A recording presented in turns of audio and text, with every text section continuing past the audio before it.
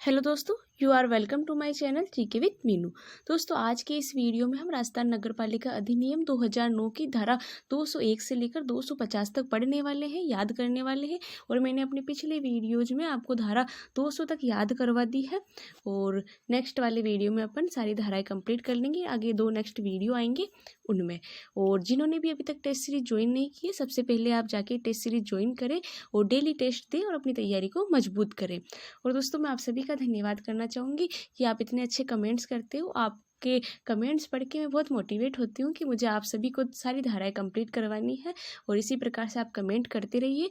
और दोस्तों, आप जैसे मेरी जो नेक्स्ट दो वीडियोज में सारी धाराएं कंप्लीट हो जाएगी, तो मैंने कुछ एक धाराओं को डिटेल में आपको पढ़ाया हुआ है। तो आगे हम नेक्स्ट मंथ क्या करें, क्वेश्चंस लें या फिर जो धाराएं हैं उनको डिटेल में पढ़ें, तो आप इस पे कमेंट करिएगा।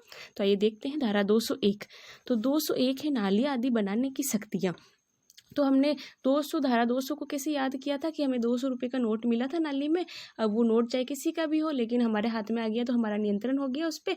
तो 200 में क्या था, नाली आदि पर नगर पालिका का नियंत्रण था। अब 201 को कैसे याद रखेंगे, जिसमें है कि नाली आदि बनाने की शक्तियाँ है नगर पालिका को।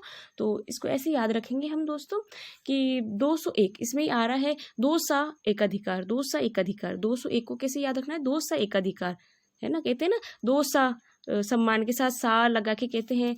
तो दो सा एक अधिकार, हमें दे दो एक अधिकार नालियाँ बनाने का। कौन कह रही, नगर पालिका कह रही है। तो नालियाँ आदि बनाने की शक्तियाँ किसकी है, नगर पालिका की है। अब आगे नेक्स्ट देखते हैं धारा 202।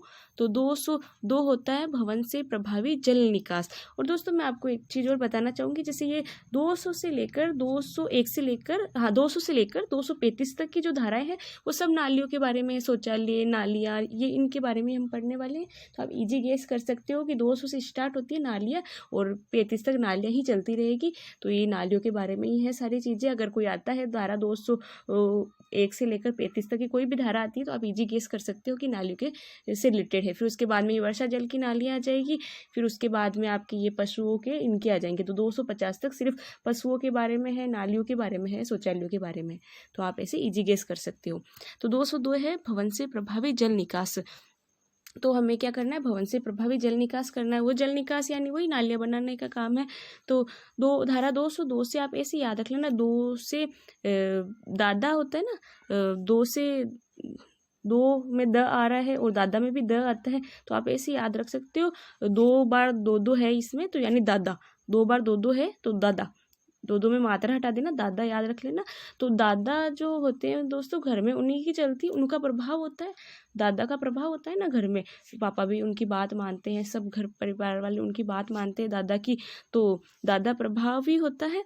तो हमें इससे याद रह जाएगा कि प्रभावी जल निकास की व्यवस्था करनी है। भवन में क्या करनी है, प्रभावी जल निकास की व्यवस्था करनी है। दादा का भवन में प्रभाव होता है, प्रभाव रहता है दादा का भवन में, सब उनकी बात मानते हैं। तो हमें क्या करना है, दादा का कहना मानना है और भवन में प्रभावी जल निकास करना है।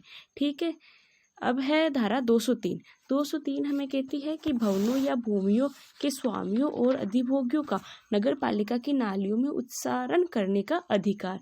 तो ये आपको मैं इजी वे में समझूं तो ये ऐसे है कि कोई है, 2 जने रह रहे हैं एक जगह में। तो जैसे किसी को नाली निकालनी है, दूसरे की नाली में मिलानी है। तो इस प्रकार इसमें क्या अधिकार है क्या नहीं है, इसके बारे में बताया है। तो भवनों या भूमियों के स्वामियों और अधिभोगियों का नगर पालिका की नालियों में उत्सारण करने का अधिकार, यानी जो नगर पालिका की नालियां हैं तो अपने घरों की नालियों को नगर पालिका की नालियों से जोड़ना है। तो इसमें बताया गया है ये। तो आप ऐसे याद रखना, इसमें 203 से आप ऐसे याद रखना, तनातनी 2 आगे आया है इसमें। तो इससे याद रखना 2 लोगों में क्या होगी, तनातनी हो गई। 3 से क्या याद रखना, तनातनी हो गई 2 लोगों में कि भाई जो है हमें अधिकार है कि नहीं है नगर पालिका की नालियों में मिलाने का अधिकार। तो 2 लोगों में क्या हो गई, तनातनी हो गई। किस से हो गई तनातनी, किस लिए हो गई कि भाई हमें अधिकार है कि नहीं है नगर पालिका की नालियों में अपनी नालियों को मिलाने का। तो अधिकार मिलने के लिए तनातनी हो गई थी 2 लोगों में। और क्या है, 200 से लेकर नालियों के बारे में ही है, तो तनातनी हो गई थी। तो तनातनी किस बात पे हो गई थी, तो तनातनी इस बात पे हो गई थी कि भाई हम जो अपनी नालियों को नगर पालिका की नाली में मिलाएंगे। तो आप याद रख सकते हो, इजी गेस कर सकते हो। 200 से लेकर जो धाराएं हैं नालियों के बारे में है, तो तनातनी तनातनी हो गई थी, तो नालियों से को लेकर ही तनातनी हुई होगी। और दोस्तों ये नालियों के चक्कर में ही लोग आपस में लड़ पड़ते हैं, तनातनी हो जाती है, तो आप इजी केस कर सकते हो। अब आ जाते हैं धारा 204 पे। तो धारा 204 बताती है मल और वर्षा जल की नालियों का पृथक पृथक होना। तो वो गाना है ना दोस्तों, आंखें चार होना, आंखें चार होना यानी आंखें मिलना। तो आप ऐसे याद रख लेना, चार आ रहा है तो 2 का 4 नहीं करना है अपने को, 2 का 4 नहीं करना है, मिलाना नहीं है। ऐसे नहीं 2 नालियों को मिला दो आप, तो मिलाना नहीं है ना, पृथक पृथक रखना है। तो 2 का 4 नहीं करना है, यानी 2 से 4 नहीं करना है, 2 से 4 नहीं करना है, और पृथक पृथक करना है। क्या करना है? 2 से 4 नहीं करना है, आंखें 4 नहीं करनी है, 2 से 4 नहीं करना है, पृथक पृथक रखना है। तो मल और वर्षा जल की नालियों का पृथक पृथक होना। अब आप इजी केस कर सकते हो ना कि भाई हम नालियों के बारे में पढ़ रहे हैं और मैडम ने क्या बताया था कि 2 से 4 नहीं करना, आंखें 4 नहीं करनी है, तो यानी नहीं करनी है, इट मीन्स पृथक पृथक होना चाहिए। तो मल और वर्षा जल की नालियों का पृथक पृथक होना, और ये तो वास्तविकता है कि होनी चाहिए ना, अलग होनी चाहिए सारी व्यवस्था, वर्षा जल की अलग होनी चाहिए व्यवस्था, और ये जो भी है ये अलग होनी चाहिए मल की व्यवस्था। तो इस प्रकार से आप याद रख सकते हो। अब ये धारा 205 अन्य व्यक्ति की भूमि पर से या उसकी नाली में से या उसकी नाली में से ले जाने का अधिकार नगर पालिका द्वारा कैसे और किन शर्तों पर प्राधिकृत किया जाएगा। यानी अब ये 5 में क्या आ गया है कि कोई व्यक्ति है वो दूसरों की नाली में अपनी नाली को मिलाना चाहता है, तो किस प्रकार से नगर पालिका उनको अधिकार देती है, तो इसके बारे में है ये। तो 205 में आप ऐसे याद रख लेना कि अब 5 आया है तो पंचनामा हो गया 2 लोगों के बीच में, पंचनामा हो गया कि भाई हाँ ठीक है, अब तुम्हारी नाली को मेरी नाली से मिला लो। तो इस प्रकार से पंचनामा हो गया, मेरी नाली को तुम्हारी नाली से मिला लो, तुम्हारी नाली को मेरी नाली से मिला लो, लेकिन कुछ शर्तें हैं इसकी। शर्तें कौन बताएगी? नगर पालिका बताएगी। बाकी पंचनामा हो गया 2 लोगों में, नालियों के लिए तनातनी हो गई थी, 203 में तनातनी हो गई थी कि भाई हम नगर पालिका की नाली में मिलाएंगे अपनी नालियों को, तनातनी हो गई थी। फिर 2 से 4 में आंखें 4 नहीं करनी थी, पृथक पृथक रखो मल और वर्षा जल की नालियों को। फिर 5 में 2 लोगों के बीच में पंचनामा हो गया कि हाँ ठीक है भाई, तेरी नाली को मेरी नाली से मिला ले। तो इस प्रकार से आपको याद रखना है। आपको इजी वे में याद हो रहा होगा दोस्तों, और मेरी बातें आपको याद आएगी, आप एकदम वहाँ सटीक आंसर देने वाले हो। आप जैसे ही क्वेश्चंस देखोगे और आपके बस दिमाग में आंसर आ जाएगा, तो यही बातें याद रहेगी आपको, कितनी भी आप धाराएं पढ़ लो, लेकिन वही होता है सारी खिचड़ी बन जाती है। तो अपने को उसके लिए कीवर्ड चाहिए होता है, तो कीवर्ड मैं आपको दे रही हूँ और आप याद कर लोगे इजी वे में, और मुझे पूरा भरोसा है कि आपका एग्जाम बहुत अच्छे से होगा। तो आइए पढ़ते हैं धारा 206। तो 206 है संकर्म किस प्रकार किया जाना, यानी कोई निर्माण करते हैं हम तो किस प्रकार करना है हमें, तो उसके बारे में हम धारा 206 में पढ़ेंगे। तो अब है ना दोस्तों, क्या होता है कई बार हम नालियाँ बनाते हैं, तो नालियों को जैसे कोई पड़ोसी है उसकी नाली से मिलाना है, तो कई बार ऐसे होता है कि उसके घर में से भी नाली निकाल के ले जाना पड़ता है हमें, या फिर उसकी जगह से नाली निकाल के ले जाना पड़ता है। तो किस प्रकार से हमें संकर्म कराना है, यानी नया निर्माण करवाना है, तो आप ऐसे याद रखना कि सबसे पहले 6 से, तो ऐसे नहीं है कि आप उसके घर पे जाके छा जाओ, सारे दिन वहीं बैठे रहो, उनको डिस्टर्ब करते रहो, है ना। तो इस प्रकार से बिल्कुल नहीं करना है। काम किस प्रकार से होना चाहिए? शांतिपूर्वक होना चाहिए, दूसरों को बिना डिस्टर्ब किए हुए होना चाहिए। तो 206 में से 206 को आप ऐसे याद रख लेना कि ऐसे नहीं दादा बन जाओ, 2 से आप ऐसे याद रख लेना कि ऐसे नहीं दे से दादा बन जाओ और उनके घर पे जाके छा जाओ। आप छैया छैया नहीं करना है, आपको डांस नहीं करना उनके घर पे जाके, आपको शांतिपूर्वक काम करना है, शांतिपूर्वक काम करना है। आपको ऐसे याद रखना है, शांतिपूर्वक काम कराना है, संकर्म कराना है, आपको शांतिपूर्वक काम कराना है, संकर्म कराना है। तो 206 हमें क्या बताती है कि संकर्म किस प्रकार से किया जाना है, नया निर्माण किस प्रकार से किया जाना है। तो दादा बन के छाना नहीं है उनके घर पे जाके, दादा बन के छाना नहीं है, उनके घर पे जाके शांतिपूर्वक काम कराना है, संकर्म किस प्रकार से किया जाना है, ये धारा 206 हमें बताती है। अब ये धारा 207, जिस भूमि पर से ये नाली ले जाई जाए उस पर पश्चातवर्ती भवन निर्माण के संबंध में उसके स्वामी का अधिकार। अब जैसे हमने पढ़ा कि पंचनामा हो गया 2 लोगों के बीच में कि हाँ ठीक है भाई, हमारी जगह से तूने अपनी नाली निकाल ले, पर ऐसे नहीं कि भाई आपने नाली निकाल ली है तो आप उसकी जगह पर जाके अधिकार कर लो, जगह तो उसी की है, वो कुछ भी करवा सकता है, उस पे भवन निर्माण करवा सकता है, जो भी नया निर्माण है वो करवा सकता है, उसी का अधिकार है। तो इसमें धारा 207 में यही बताती है कि जो पश्चातवर्ती भवन निर्माण, जैसे किसी के जगह में हमने नाली निकाल ली तो वो उसके ऊपर पश्चातवर्ती भवन निर्माण करवा सकता है, वो उसका अधिकार है। तो अब जैसे कोई होते हैं ना दोस्तों, गलत नीयत वाले लोग होते हैं, तो जैसे किसी ने नाली निकाल ली, अब वो क्या कर रहा है, खोल लाया कर रहा है वो कि नहीं मैं जो है इस पे निर्माण नहीं करने दूंगा, मेरी नाली निकली हुई है। तो हमें क्या करना है, उसका साथ देना है, साथ देना है। तो वो कहता है हमें 2 सा 7 मेरा, भाई आपके कहने से मैंने इसकी नाली निकलवा दी तो 2 सा 7 मेरा है ना। 207 से आप क्या याद रखोगे, 2 सा 7, 2 सा 7 मेरा साथ दो, और जो है मेरा भवन निर्माण करवाओ, मेरा साथ दो। तो हमें साथ देना है उस व्यक्ति का कि हाँ ठीक है भाई आपका भवन निर्माण आप करवा सकते हो, आपकी जगह है। अब ये धारा 208 शौचालय आदि की व्यवस्था। 208 में क्या है, शौचालय आदि की व्यवस्था। तो आप दोस्तों इसको कभी नहीं भूलोगे, आप एक लाइन याद रखना, साडा हक इत्थे रख, अठे रख, साडा हक इत्थे रख या अठे रख, 8 आ रहा है तो हम ऐसे याद रखेंगे साडा हक अठे रख। तो होता है ना बाहर शौच के लिए लोग जाते हैं तो सुअर वगैरह पीछे लग जाते हैं, जानवर वगैरह, तो वो क्या कहते हैं, साडा हक अठे रख। एक इस पे जोक भी बना हुआ है, तो कोई एनीवे नहीं लेवे इस चीज़ को, बस याद कराने की दृष्टि से ही है। तो आप इस लाइन को याद रखना, साडा हक अठे रख, यानी शौचालय का जो व्यवस्था है वो किस में है, 208 में है, अठे रख में है। तो साडा हक अठे रख, इसमें क्या है, शौचालय आदि की व्यवस्था है।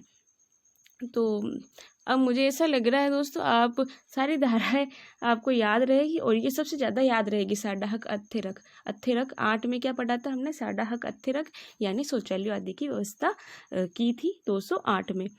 अब है धारा 209, कारखानों, विद्यालयों और सार्वजनिक स्थानों में तहारत और मंत्रालय का निर्माण। तो अब जो है सब जगह अपने को क्या करवाना है, शौचालयों का निर्माण करवाना, चाहे वो कारखाने हो, चाहे विद्यालय हो, चाहे सार्वजनिक स्थान हो, सब जगह हमें क्या करवाना है, शौचालय की व्यवस्था करवानी है। तो ये 9 आ रहा है ना इसमें, तो इसमें एक ये भी प्रावधान है कि महिलाओं के लिए अलग शौचालय होने चाहिए, पुरुषों के लिए अलग शौचालय होने चाहिए। तो 2 आ रहा है, 9 आ रहा है, तो इसको हम ऐसे याद रखेंगे कि दोनों के लिए शौचालय बनवाओ, दोनों के लिए क्या बनवाना है, शौचालय बनवाने हैं। तो 8 में तो हमने याद रख लिया था कि साडा हक अठे रख यानी शौचालयों की व्यवस्था है इसमें। अब इसमें कुछ लोग समझे भी नहीं होंगे, अब जो नहीं समझे तो दोस्तों आप याद रख लेना जैसे भी आपको याद रहे, बाकी जो समझ गए उनको वो तो कभी नहीं भूलने वाले हैं कि साडा हक अठे रख यानी इसमें शौचालय की व्यवस्था है। अब शौचालय बनवा दिए तो दोनों के लिए अलग अलग हमें बनवाने हैं, 209 में क्या दोनों के लिए अलग अलग बनवाने हैं। तो कारखानों, विद्यालयों और सार्वजनिक स्थानों, मंत्रालयों में शौचालयों की व्यवस्था होगी, और वो पुरुषों और महिलाओं के लिए अलग अलग होगी। 210 धारा 210 में क्या है, शौचालय आदि में परिवर्तन करने, उनकी मरम्मत करने और उनको ठीक दशा में रखने का खर्चा। तो अब ये देख लो दोस्तों, अपना तो काम इजी हो गया, 10 में आ रहा है दशा, है ना। 10 को आप कैसे याद रख सकते हो, दशा, दशा सही होनी चाहिए, शौचालय आदि बना लिए, अब उनको ठीक दशा में रखना है अपने को।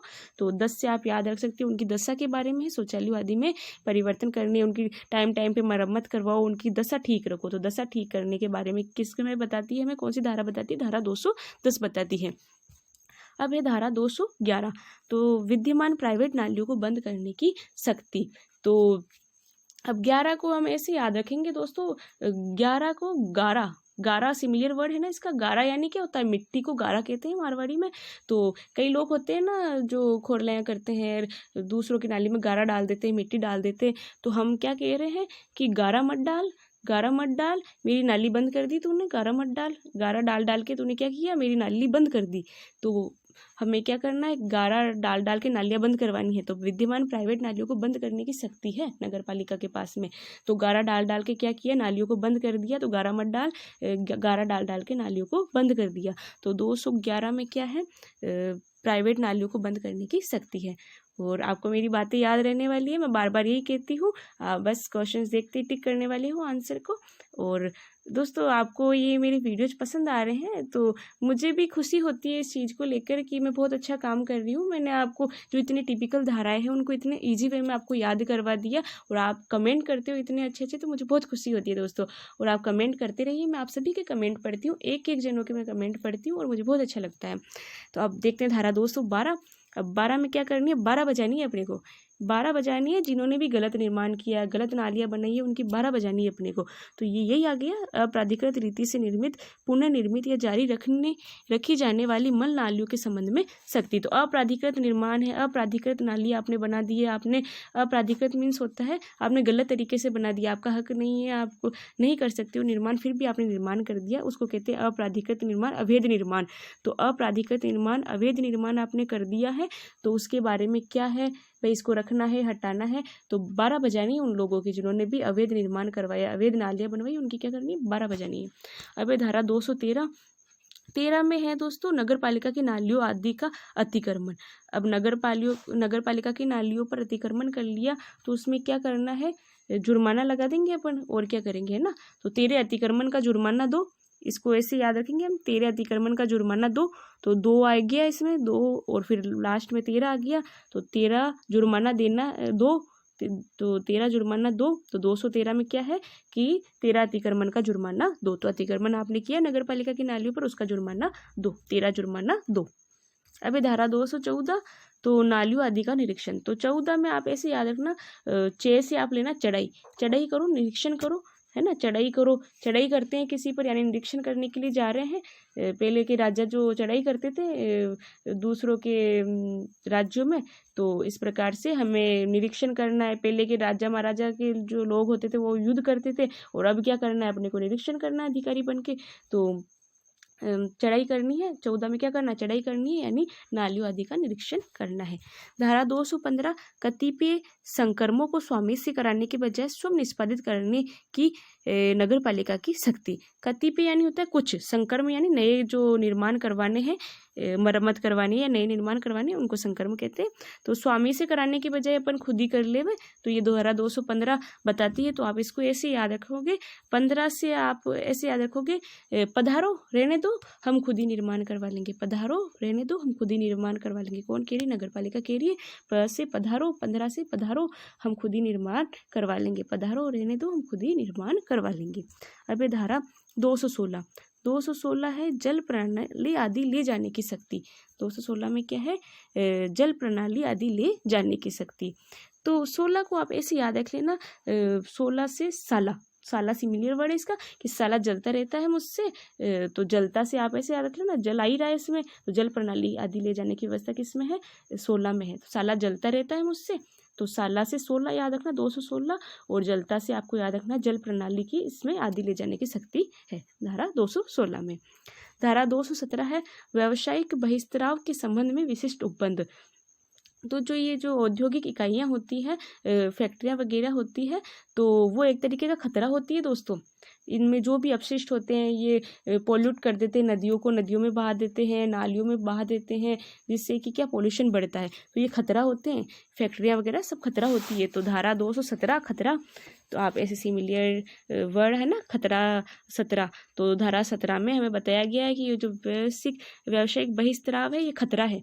व्यावसायिक बहिष्कराव क्या है, खतरा है, फैक्ट्रियाँ खतरा है, जो भी ये पॉल्यूटेड जो इसमें जल निकलता है, नालियों में बहता है, ये खतरा है। तो जो भी फैक्ट्रियों का जो बहिष्कराव होता है, जो वो अपशिष्ट पदार्थों का जो बहाते हैं नालियों में, वो सबके लिए खतरा है। तो धारा 217 क्या कहती है कि व्यावसायिक बहिष्कराव खतरा है। अब धारा 218, व्यावसायिक बहिष्कराव के जल निकासी संबंधी विशेष उपबंध। तो इनके लिए नियम है, वो बताता है 18 में। तो 18 में ऐसे वर्ड आ रहा है ना, थारा, 18 में क्या आ रहा है, थारा सिमिलर वर्ड है। तो आप ऐसे याद रखोगे कि थारा जो बहिष्कराव है, थारा बहिष्कराव है, थारा यानी तुम्हारा जो बहिष्कराव है वो जो है उसके संबंध में नियम है। थारा बहिष्कराव के संबंध में क्या है, नियम है। तो हमने खतरा पढ़ा था, व्यावसायिक बहिष्कराव खतरा है, तो 18 में भी यही है कि व्यावसायिक बहिष्कराव के लिए नियम है। तो थारा जो जल निकास है, थारा जो बहिष्कराव है, खतरा है, उसके लिए विशेष नियम है 18 में। तो 18 साल के होते ही दोस्तों जो बच्चे होते हैं उनको नियंत्रण में रखते हैं ना अपन, कि भाई जो है वो गलत दिशा में नहीं चले जाए, तो नियम बनाते हैं 18 साल के बच्चों के लिए। तो आप इससे भी इजी गेस कर सकते हो कि 18 साल का हो गया कोई बच्चा, उसके लिए हमने नियम बनाए हैं, तो विशेष उपबंध किए हैं, नियम बनाए हैं। तो और आप याद रख सकते हो, धारा इससे पहले वाली धारा में क्या था, व्यावसायिक बहिष्कराव के बारे में था, तो ये नेक्स्ट धारा में भी व्यावसायिक बहिष्कराव के लिए नियम बनाए गए हैं। अब है धारा 219। तो 19 में है जल प्रणाली या नगर पालिका की नालियों पर बिना अनुज्ञा के भवन, रेलवे और प्राइवेट मार्गों का परिनिर्माण या संनिर्माण नहीं किया जाना। तो आप जो है नगर पालिका की नालियों पर अधिकार नहीं कर सकते हो या कोई भी निर्माण नहीं कर सकते हो। तो 19 से आप ऐसे याद रखना, 19 में एक वर्ड आ रहा है उन्हें, उन्हें आ रहा है ना, 19 में उन्हें बता दो कि बिना आज्ञा के कोई काम नहीं करना है। उन्हें बता दो कि बिना आज्ञा के कोई काम नहीं करना है। यानी नगर पालिका की नालियों पर आप बिना आज्ञा के कोई भी रेलवे भवन या प्राइवेट मार्ग नहीं बना सकते हो। नगर पालिका की नालियों के लिए आप बिना अनुमति के कुछ भी काम नहीं कर सकते हो नगर पालिका की नालियों पर। तो ये आपको ये याद रह जाएगा। अभी धारा 220 कतिपय मामलों में रेल प्रशासन को सूचित करना है, यानी कुछ मामलों में क्या करना है, रेल प्रशासन को सूचित करना है। तो अब 20 में दोस्तों एक वर्ड आ रहा है बस, बस आ रहा है ना, और बस रेल साथ में हम यूज करते हैं इस वर्ड को, बस या रेल। किस में जाओगे, बस या रेल में, तो इसकी सूचना दो किस में जाओगे, बस या रेल में। तो रेल प्रशासन को सूचित करना है अपने को कुछ मामलों में।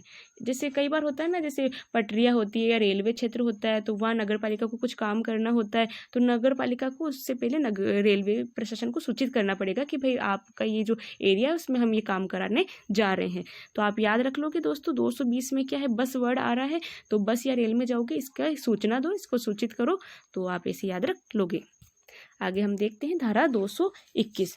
तो धारा 221 जो है वो बताती है कि परिसर के स्वामी को अन्य व्यक्तियों की भूमि में होकर पाइप लगाने और नाली रखने की शक्ति।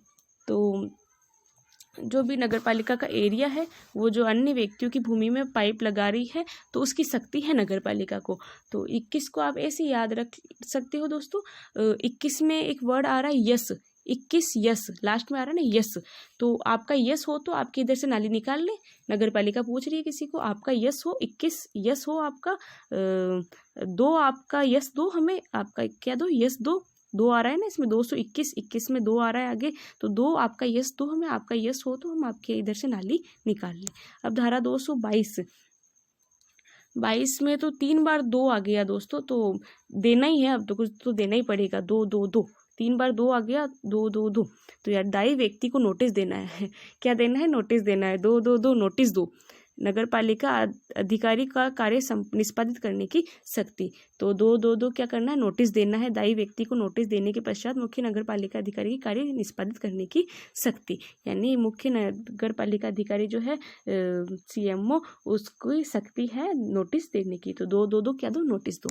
अब है नेक्स्ट 223, कार्य का अनुज्ञप्तिधारी प्लम्बर द्वारा किया जाना। अनुज्ञप्तिधारी यानी होता है लाइसेंसधारी, जो प्लम्बर है, नल ठीक करने वाला है या पाइप लगाने वाला है, उसके द्वारा ये काम किया जाना। तो 23 में आप ऐसे याद रख लेना, 23 में एक वर्ड आ रहा है तेरे से, 23 से इस काम को करवा रहे हैं, तेरे पास लाइसेंस है या नहीं है, तेरे से इस काम को करवा रहे हैं, तेरे पास लाइसेंस है या नहीं है। तो प्लम्बर से हम क्या पूछ रहे हैं, 23 में तेरे से इस काम को करवा रहे हैं, तेरे पास लाइसेंस है या नहीं है। अब ये धारा 224, कतिपय कार्यों का प्रतिषेध। कतिपय यानी कुछ कार्यों का प्रतिषेध। तो चॉइस में आप ऐसे याद रखना, चॉइस वर्ड आ रहा है तो चॉइस नहीं है, प्रतिषेध है। चॉइस यानी होता है ना पसंद करना, भाई आप चॉइस कर सकते हो कि ये आपको पसंद है कि नहीं है। तो चॉइस नहीं है, आपको प्रतिषेध है, आप ये काम नहीं कर सकते हो, चॉइस नहीं है, प्रतिषेध है। अब धारा 225, मलवाही संक्रमणों के प्रवर्तन और रख रखाव का सौंपा जाना, मल वहन प्रभारी का बिल बनाना और उनका संग्रहण।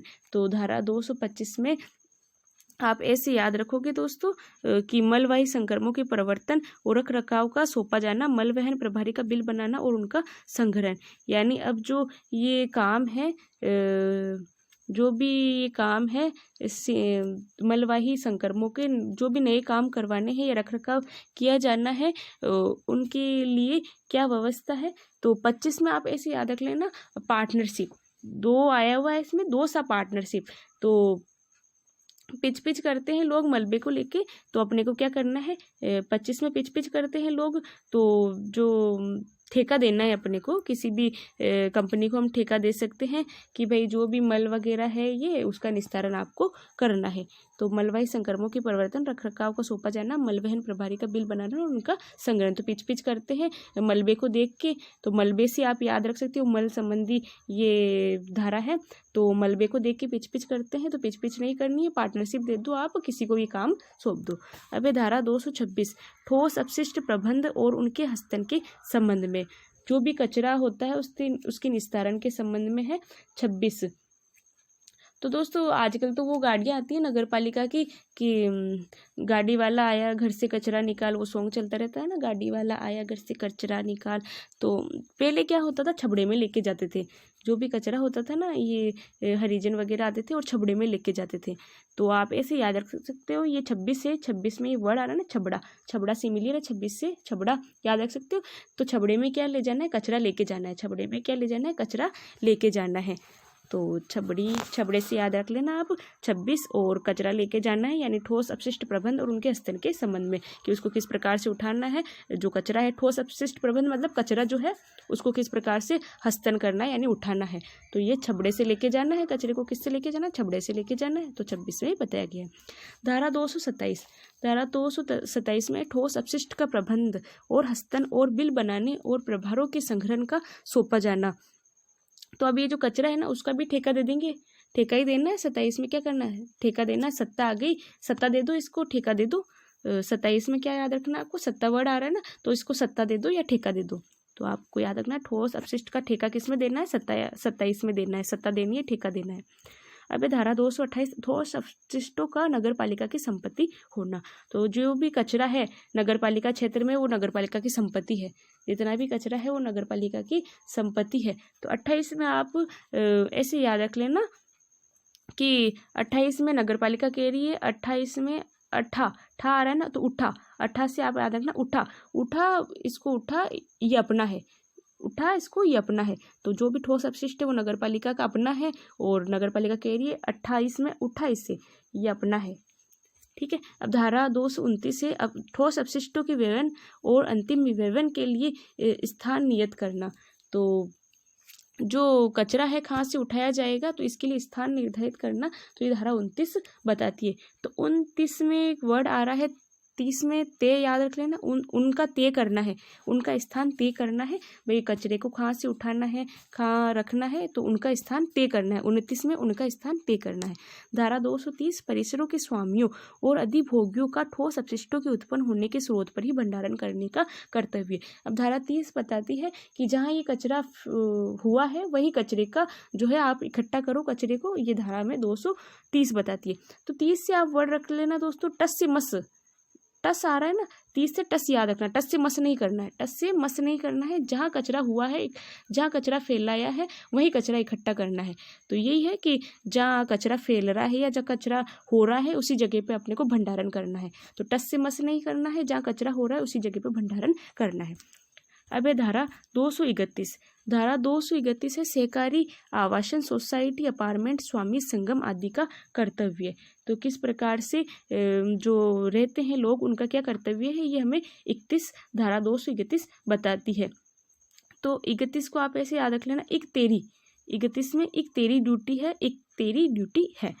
तो 31 में हम क्या कह रहे हैं, एक तेरी ड्यूटी है। 31 में एक तेरी ड्यूटी है कि ड्यूटी क्या है, यही है कि आप जो है भी अपने पास आसपास का कचरा है उसको डस्टबिन में डाल लें और जो भी आपको नियम बताए जाते हैं उनको फॉलो करें। तो सरकारी आवासन सोसाइटी अपार्टमेंट स्वामी संगम आदि का कर्तव्य क्या है, तो आसपास रहने वाले लोगों का क्या कर्तव्य है, धारा 231 बताती है।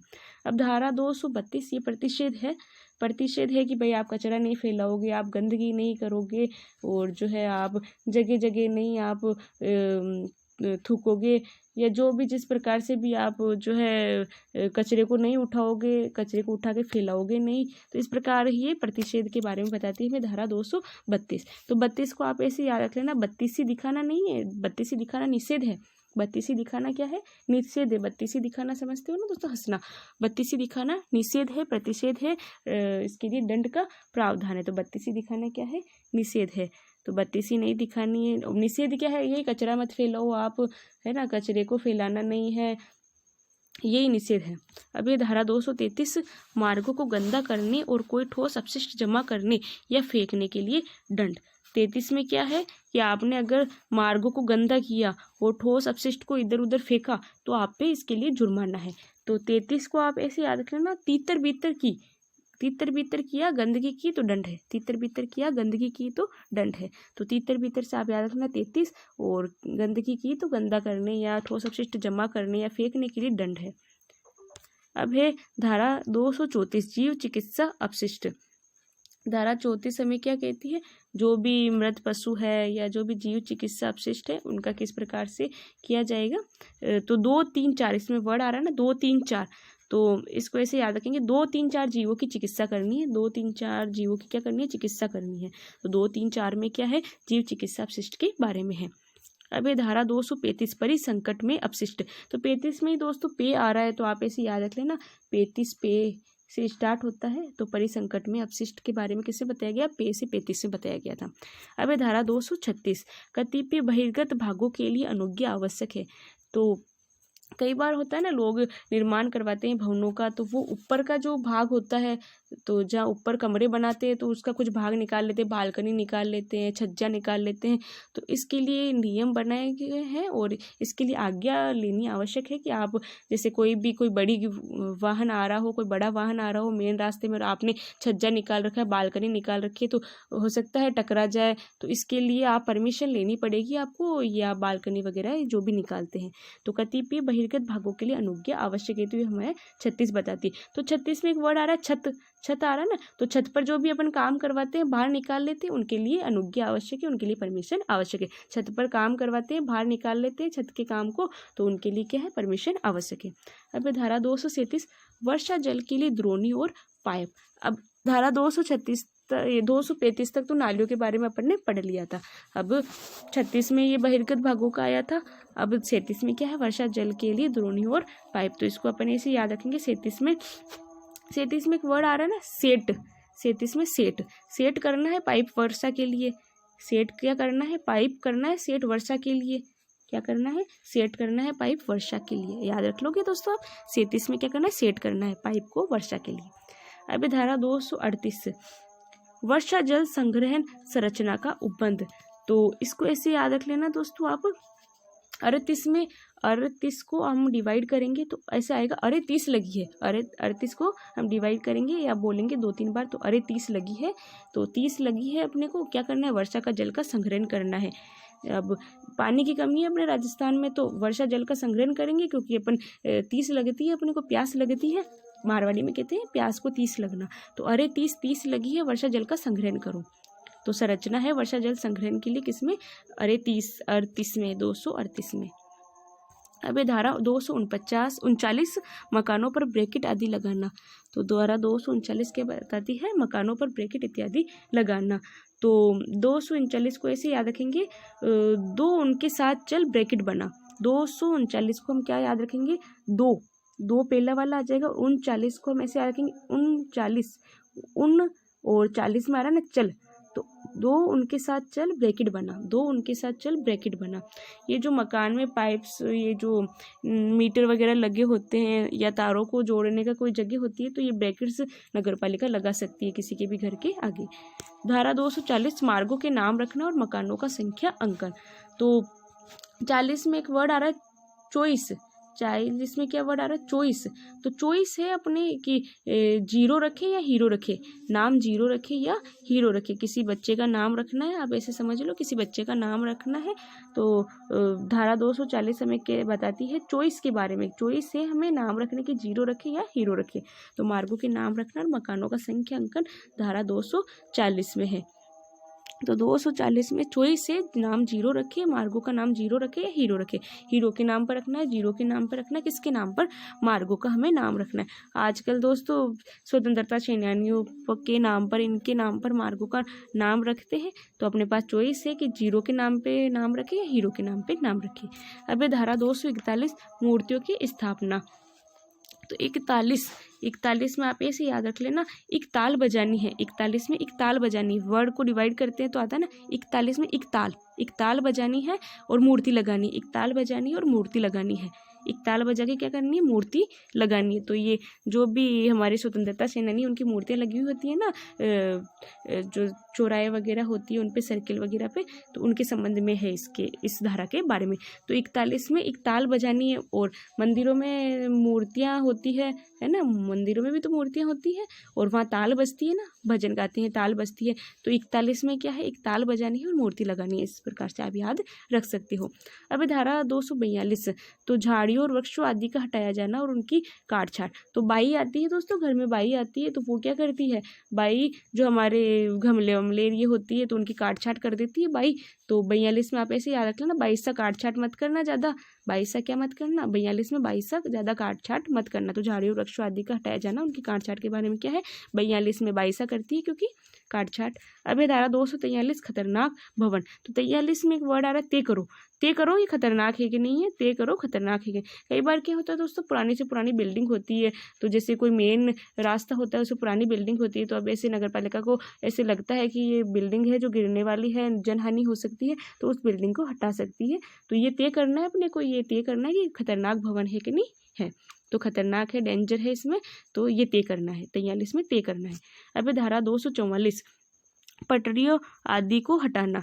तो दोस्तों पटरियों आदि, पटरी से तो आपको एक आदमी का जो है नाम याद आता होगा, बेसला जी थे, जो गुर्जरों के नेता थे, आंदोलन करते थे। तो उनका यही था, गर्मियों के दिनों में पटरी पर बैठ जाते थे वो, तो उनको चाव था दोस्तों पटरियों पर बैठने का। 44 में वर्ड आ रहा है ना चाव, 44 में हम याद रख सकते हैं चाव।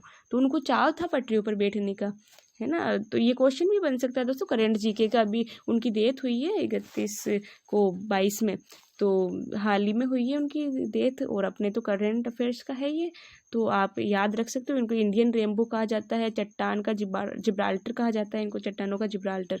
तो इनकी पूछ सकते हैं कि इंडियन रेनबो किसको कहा जाता है, बेसला जी को कहा जाता है, चट्टानों का जिब्राल्टर भी उन्हीं को कहा जाता है। और हमारे तो इन्होंने धारा याद करवा दी बेसला जी ने, क्योंकि उनको तो चाव था ना पटरी पर बैठने का। बेसला जी को क्या था, चाव था पटरी पर बैठने का। तो 44 चाव 44, तो इसमें पटरियों आदि को हटाने के बारे में बताया गया है।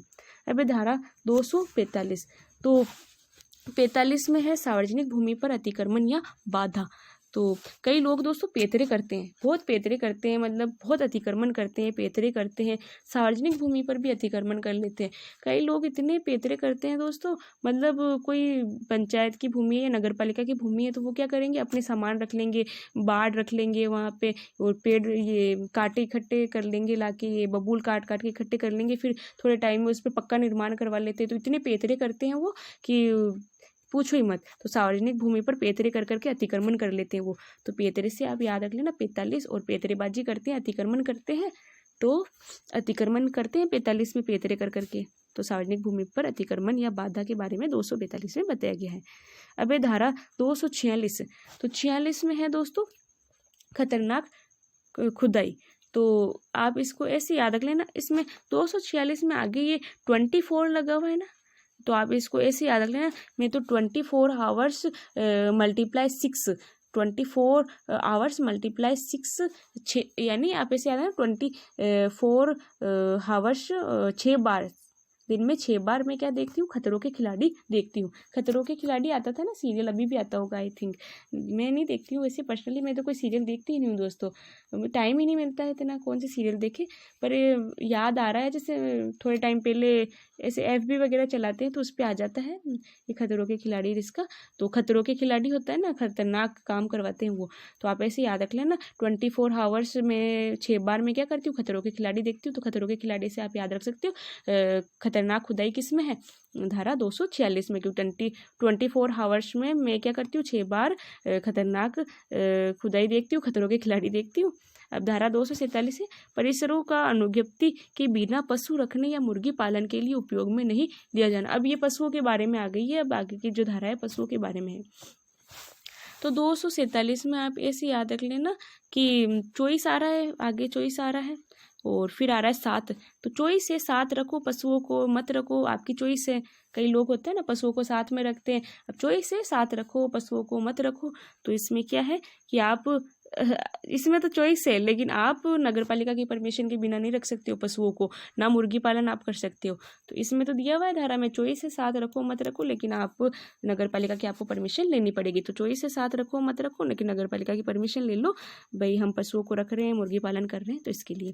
अब धारा 248, तो कतिपय पशुओं या पक्षियों का अभिग्रहण, कुछ पशुओं या पक्षियों को जो है नगर पालिका पकड़ के ले जा सकती है। अगर आपने गलत तरीके से रखे, बिना अनुमति के रखे, बिना अनुमति के, तो नगर पालिका क्या करेगी, अपने अभिग्रहण में कर लेगी, अपने अधिग्रहण में कर लेगी उसको, और पशुओं को ले जाएगी अपने साथ में।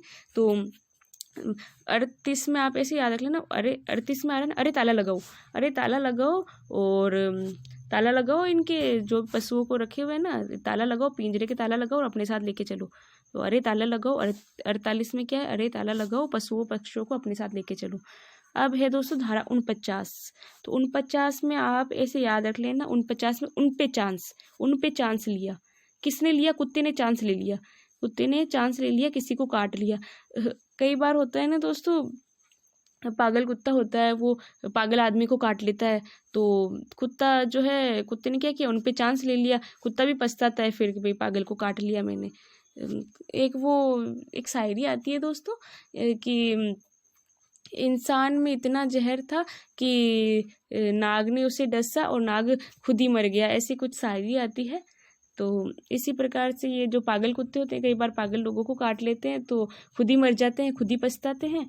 तो उन पे चांस ले लिया, तो 49 को कैसे याद रखोगे, उन पे चांस ले लिया, कुत्ते ने क्या किया, उन पे चांस ले लिया और खुद ही मर गया। तो संक्रमित कुत्तों या पशुओं पर कार्रवाई करने की शक्ति, यानी कुत्ते ने क्या किया, पागल आदमी को काट लिया और खुद ही मर गया, तो उन पे चांस ले लिया कुत्ते ने और खुद ही मर गया।